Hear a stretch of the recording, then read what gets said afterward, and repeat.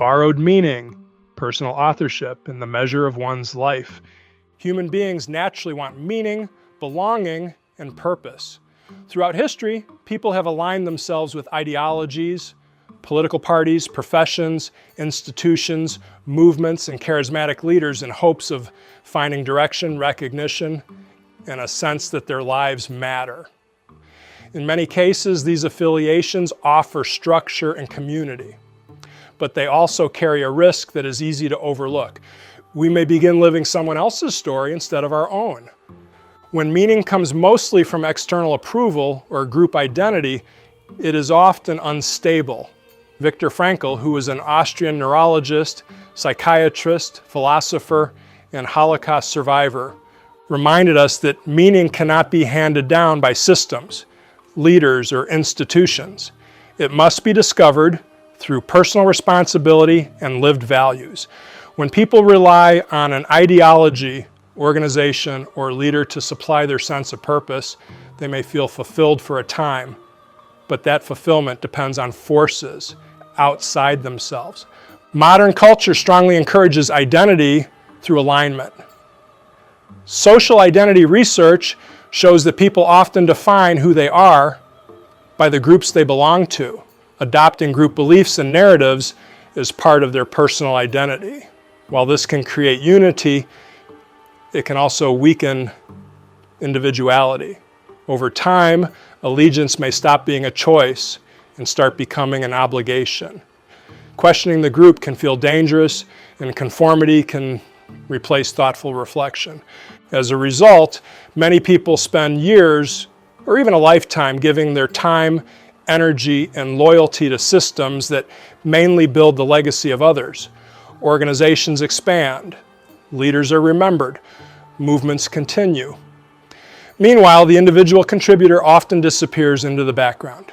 Hannah Arendt, an American-German historian and philosopher, warned that when people give up personal judgment and responsibility to collective structures, they risk becoming little more than parts in a machine rather than fully responsible human beings. This leads to a simple but important question. Whose legacy are we really building?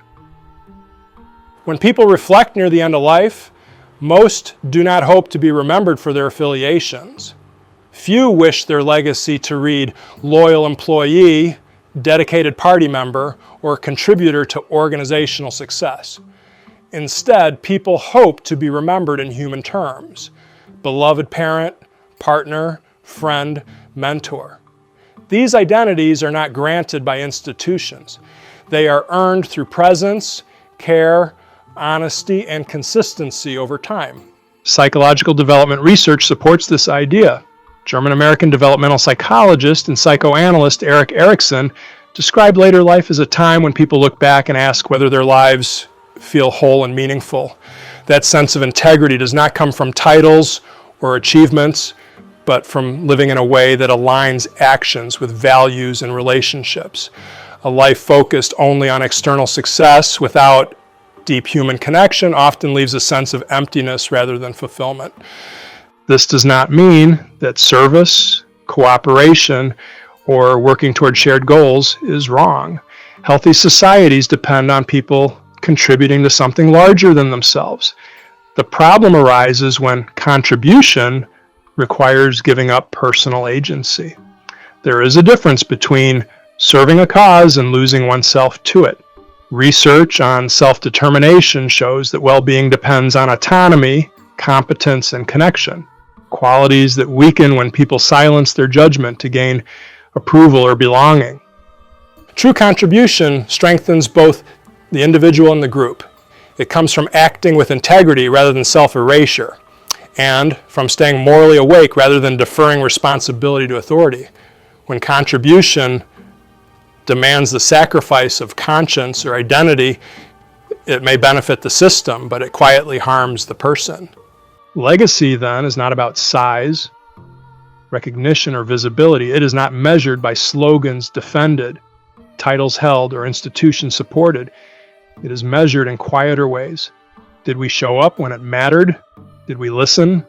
Did we act with courage when it was uncomfortable? Did we help others grow rather than simply helping systems grow? Research consistently shows that a meaningful life is most closely tied to authenticity, caring for others, and contributing to well-being, not to status or ideological dominance. A life spent advancing abstract causes or powerful figures may leave impressive structures behind, but little trace of the human being who sustained them. In a culture that often confuses visibility with value, choosing to ground meaning and personal responsibility in human connection is a quiet form of resistance. It prioritizes depth over display, substance over symbolism, and conscience over conformity. When all is said and done, most people do not want to be remembered for what they stood behind, but for who they stood beside. And by that measure, meaning is no longer borrowed, it is earned.